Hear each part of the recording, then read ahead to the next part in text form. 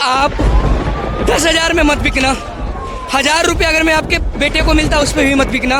आपके बच्चा फिर दिल्ली, मुंबई और कहाँ मध्य प्रदेश धक्के खाएगा। तो क्या आप ऐसा चाहते हो तभी बिकना।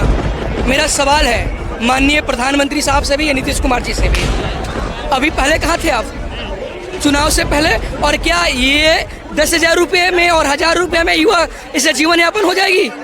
और हमारा युवा सबसे आबादी वाला देश है, देश विकसित होगा। और विकसित कहाँ से होगा? बिहार से चलकर होगा। दुखी इस बात की होता हूँ कि वहाँ ऐसे नेता कुछ समय से आए बने जिन्होंने बिहार को गर्त में डाल दिया। नमस्कार, आप देख रहे हैं जनहित टीवी इंडिया। जैसे जैसे बिहार का चुनाव नजदीक आता जा रहा है, कभी महिलाओं को 10,000 रुपये, कभी युवाओं को 1,000 रुपये। क्या प्रधानमंत्री मोदी युवाओं को जिस तरह अरविंद केजरीवाल पे आरोप लगता है रेवड़ी बांटी जा रही है, क्या भारतीय जनता पार्टी भी अब रेवड़ी बांटने पर उतर आई?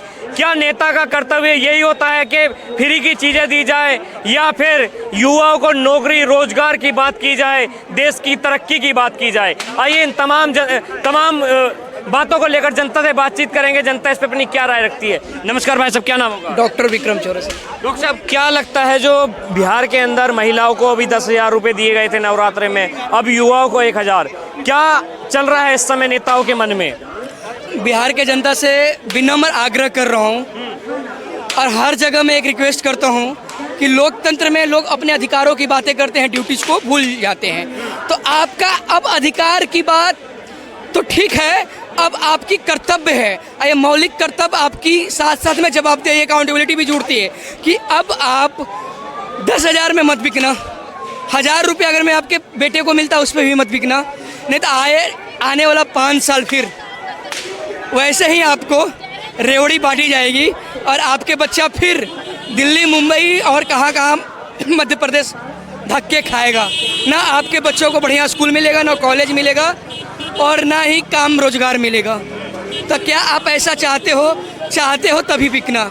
और मुझे पता है बिहार के लोग स्वाभिमानी हैं, बुद्ध के धरती से हैं, और बिहार वो जगह है जहाँ स्वाभिमान इस तरीके से अंदर होती है कि स्वाभिमान के लिए लोग अपनी जान दे देते हैं। तो 10,000 रुपये में वोट क्या देंगे ये लोग? ये कह रहे हैं युवाओं को मजबूत किया जा रहा है, महिलाओं को शक्ति प्रदान की जा रही है धनराशि देकर। वाह, चुनाव आई है तो आपको ये ध्यान आ गया? अभी तक कहाँ थे? मेरा सवाल है माननीय प्रधानमंत्री साहब से भी या नीतीश कुमार जी से भी, अभी पहले कहाँ थे आप चुनाव से पहले? और क्या ये 10,000 रुपये में और 1,000 रुपये में युवा इससे जीवन यापन हो जाएगी? आज 21वीं सदी चल रही है, 2025 खत्म होने वाली है 26 में। क्या इस बढ़ती महंगाई में 1,000 रुपये में युवा का सोचने वाली बात है ना? किसी भी राष्ट्र के निर्माण में युवाओं की प्रमुख भूमिका होती है। इस देश का रीढ़ है युवा, और हमारा युवा सबसे आबादी वाला देश है। तो हमारा युवा सबसे आबादी वाला देश, तो हमारा देश विकसित होगा। और विकसित कहाँ से होगा? बिहार से चलकर होगा, क्योंकि बुद्ध की धरती है, शून्य का आविष्कारक है। और वही बिहार है जहाँ पूरा विश्व के लोग पढ़ने आते थे, नालंदा विश्वविद्यालय में। तो उस बिहार पर हमें गर्व है। लेकिन दुखी इस बात की होता हूँ कि वहाँ ऐसे नेता कुछ समय से आए बने जिन्होंने बिहार को गर्त में डाल दिया। तो आखिर में फिर ऐसी आज हालात हो गए कि इनको लालच देना पड़ रहा है। तो उस लालच में हमारे बिहार के लोग नहीं आएंगे। ये कह रहे हैं बिहार वासियों का हौसला बुलंद किया जा रहा है, ये चुनाव की कारण, ये चुनाव नज़दीक है इसलिए धनराशि नहीं दी जा रही है हौसला बुलंद करने के लिए। आप सोच के देखिए, हौसला बुलंद करने के लिए लॉलीपॉप आप दे रहे हो, सामने से मूर्ख बना रहे हो आप। मैंने इस पर एक आर्टिकल भी लिखा था, अभी वो कई सारे अखबारों में पब्लिश हुआ है, समझ रहे हैं? ये सोचने वाली बात है ना।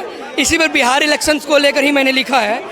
तो ये तो बड़ा दुर्भाग्य की बात है। मैंने ये लिखा है, your one vote the voice of the future. तो आपका बिहारवासियों एक वोट तुम्हारा भविष्य है।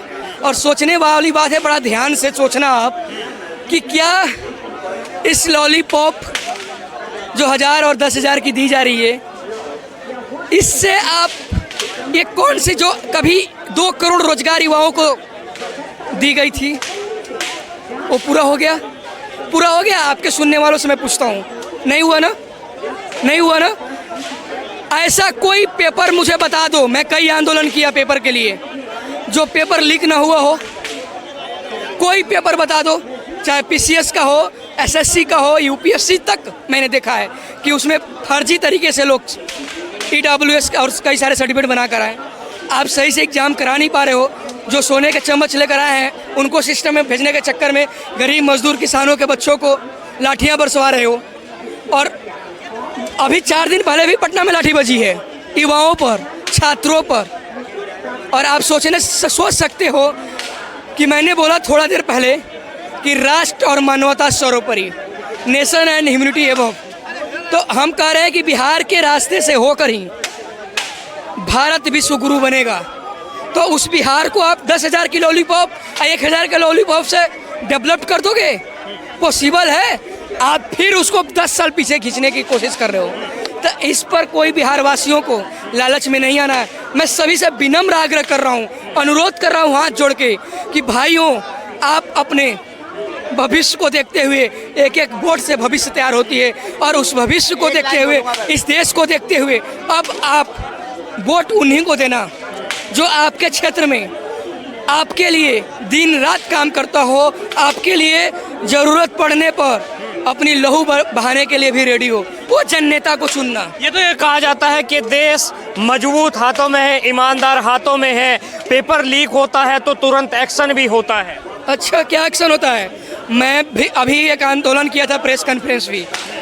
यूपी RO का पिछले बार उसका पेपर लीक हुआ था। उसके 1 साल के बाद पेपर होता है। उसके बाद उस पेपर का न आपको आंसर की जारी होता है, न कट ऑफ जारी होता है। छात्र को समझ में नहीं आता है किसका कितना नंबर आया है। किसी का 150 नंबर आया है, उसकी भी सिलेक्शन नहीं होती है। किसी का 150 नंबर आ रहा है, उसका भी नहीं। किसी का 110 भी आ रहा है, उसका नहीं। ये अभी हम लोगों ने किया था। तो एग्जैक्टली बॉस, मैं कहना क्या चाह रहा हूँ, आप लोकतंत्र के चौथे स्तंभ हो सर, लोकतंत्र के चौथे स्तंभ हो आप। हम युवाओं की, देश की आवाज़ उठा रहे हो, सराहनीय है, साधुवाद है। आप जैसे सभी मीडिया अगर में उठाने लगे, नेशनल मीडिया, फ्रंट मीडिया, तो भारत की नक्शा वाकई बदल सकती है। लेकिन आज मीडिया भी, लोकतंत्र की चौथा स्तंभ भी एक बड़े लेवल पर वो उनकी सुन रही है। मैं थोड़ा देर पहले बोला, सत्ता की गुलाम बन गई है। बाहुबल, धनबल, चापलूसी बल भी एक जुड़ गया है। ये सारे सुख चल रही है सर। तो एक आप लोगों को सैल्यूट है कि आप लोगों ने जनता की विश्वास को बचा के रखे हैं, लोकतंत्र के चौथा स्तंभ को बचा के रखे हैं। नहीं तो यहाँ लोगों की बात तो सुनी भी नहीं जाती है। ये तो यह कहा जाता है कि जननायक मजबूत है। इस समय जननायक सारे ईमानदार हैं। जनता की नज़र में कौन सा जननायक इस समय मजबूत और विश्वास लायक है? देखिए, एग्जैक्टली आपका सवाल बहुत बढ़िया है। लेकिन मैंने शुरू से बार बोल रहा हूँ, लोकतंत्र में लोग अधिकारों की बातें करते हैं लेकिन ड्यूटीज़ को भूल जाते हैं। तो ये सारे जनता की कर्तव्य है। आपके चैनल से अनुरोध कर रहा हूँ कि आप अपने क्षेत्र में, चाहे वो पंचायत स्तर का इलेक्शन हो, चाहे विधानसभा का हो, चाहे लोकसभा का हो, आप जिसको अपना जनप्रतिनिधि बनाने जा रहे हैं उस पर आप, जिसे बोलते हैं ना कि वल्चर वाला नज़र, एकदम ईगल वाला नज़र, गिद्ध की नज़र रखो कि वो सच में हमारा जननायक है या धनबल, बाहुबल, चापलूसी या मनोरंजन बल है। इन सब को हटाओ तभी, क्योंकि आज हालात देश की आप उठाकर देख लो। जिस तरीके से घटती जीडीपी, जिस तरीके से आज जीडीपी बढ़ रही है, आप कैसे कह रहे हैं भाई सब? एग्जैक्टली, देखिए बहुत बढ़िया सवाल है। आप हैप्पीनेस इंडेक्स उठा लो, कुछ जो हमारे पड़ोसी देश है उससे हम कितना नीचे गिर गए हैं। जीडीपी की जो आप बात कर रहे हैं, आज हमारा विश्व में देखा जाए तो सबसे अधिक युवा आबादी वाला देश है। ठीक, मैं इसको कनेक्ट कैसे कर रहा हूँ देखिएगा। जब हम सबसे ज़्यादा आबादी वाले हैं तो हम फिर विश्व गुरु, हम फिर डेवलप कंट्री क्यों नहीं बन पाए? USA क्यों डेवलप कंट्री है? चाइना क्यों है? अदर कंट्री क्यों है? क्योंकि वहाँ देखा जाता है लोकतंत्र में जिस तरीके से हर हाथ में काम है। कहते हैं कि ड्रेन टू माइंड। अब हमारा जो टैलेंट है वो मजबूरी में जब उसको काम नहीं मिलता है, उसको काम के बदले में जिस तरीके से उसके पास नॉलेज है उसको प्लेटफॉर्म नहीं मिलता है, तो कहाँ जाता है? USA जाता है, अदर कंट्री में जाता है। तो हमारा टैलेंट वहाँ गया। इसका जिम्मेवार कौन है? इसका जिम्मेवार फिर मजबूत हाथों में है। तो आखिर में जिम्मेवारी किसकी है? रोकना उनका है ना कि हम उसको काम देंगे। तो कहीं ना कहीं देश में बढ़ती भेदभाव, डिस्क्रिमिनेशन, एक तरफ नो डाउट कुछ लोग बहुत अमीर होते जा रहे हैं, कुछ लोग बहुत गरीब। इंडिया वर्सेज भारत का मैंने नाम लिया था, मैं झुग्गी झोपड़ियों में काफ़ी साल से पढ़ा रहा हूँ, तो मैंने वहाँ देखा कि एक तरफ तो इंडिया है, एक तरफ भारत है। आखिर में ये बातें मैंने क्यों करा? क्योंकि एक तरफ लोग बहुत अमीर होते जा रहे हैं, एक तरफ गरीब होते जा रहे हैं। तो ये जो बढ़ती गैप है, ये खाई है, ये लोकतंत्र के लिए खतरा है। और इस पे गहराई से सोचिएगा तो आपको एहसास होगा कि आखिर में ये बढ़ती गैप क्यों है। आप देखिए ना, अभी के इंजीनियर साहब थे, उनके घर पर रेड पड़ी, मतलब जब रेड मारने के लिए लोग गए निगरानी विभाग के, तो उनकी वाइफ बोलती है कि वो नहीं है, हम दरवाज़ा नहीं खोल सकते हैं, कल वो आएंगे। तो निगरानी विभाग वाला वहीं बैठा रहा और रात भर नोट जलाते रहे, फिर भी ख़त्म नहीं हुआ। सुबह में पता चला कि नोट जलाया जा रहा था। ये मैं नहीं बोल रहा हूँ, आपके लोकतंत्र चौथा स्तंभ मीडिया के थ्रू ही मुझे मिला। एक ऐसे मैडम थी जो अपने स्कूल टाइम में टॉपर थी, कॉलेज में टॉपर थी, आईएएस में भी टॉपर थी, करप्शन में भी टॉपर थी। अच्छा। हाँ, झारखंड की बात है, ईरा सिंगल जी हैं, पूजा सिंगल। अब आप सोचिए, उन्होंने मिड डे मील जो बच्चे खाते हैं उनके पैसे हजम कर गई थी। अब बताइए, सरकारी अस्पताल, सरकारी स्कूलों में मिड डे मील में कौन जाता है? गरीब का बच्चा जाता है। मैंने क्या बोला? एक तरफ लोग बहुत अमीर होते जा रहे हैं, एक तरफ गरीब। तो ऐसे में लोकतंत्र पर खतरा आती है। हम कहते हैं कि अगर मैं इस देश को सच में विश्वगुरु बनाना है, समरसता लाता है, इक्वालिटी लाना है, अगर मैं, तो ये विश्वगुरु तभी बनेगा, रामराज तभी आएगा जब सभी के हाथों में काम हो और सभी को बेसिक रोटी कपड़ा मकान से बढ़कर अब जो बेसिक चीज़ें हैं उसको आपको प्रोवाइड कराना पड़ेगा। अब बताइए कि जिसके घर में 4 परिवार होगा वो 10,000 में, या एक युवा की सपना, आपकी सपना 1,000 रुपये में पूरा हो जाएगा? इस युवा का 1,000 में सपना पूरा हो जाएगा? अगर मैं पूरा हो जाएगा 1,000 रुपये में, तो मैं गुलामी पूरा जीवन इस युवा का करूँगा। एक लाइन कहूँगा, देखो मैं बिहार वाले से एक ही चीज़ कहूँगा कि बी से बुद्ध, बी से बिहार, बी से भारत, बी से बलिदान, बी से बलवान। ये है बुद्ध का बिहार है और बिहार से ही भारत की पहचान होती है। तो बिहार वाले से मैं एक ही चीज़ कहूँगा कि बिहार वाले भाई, आप जितनी भी कारीगर वाली काम है, कारीगरी वाली जो काम करने के लिए आप दिल्ली, पंजाब, बंगाल और महाराष्ट्र, यूपी जाते हो ना आप काम करने के लिए, सिलाई काम करने के लिए, आप ऐसी सरकार बनाओ जो आपकी फैक्ट्री आपके बिहार के अंदर खोल के दे।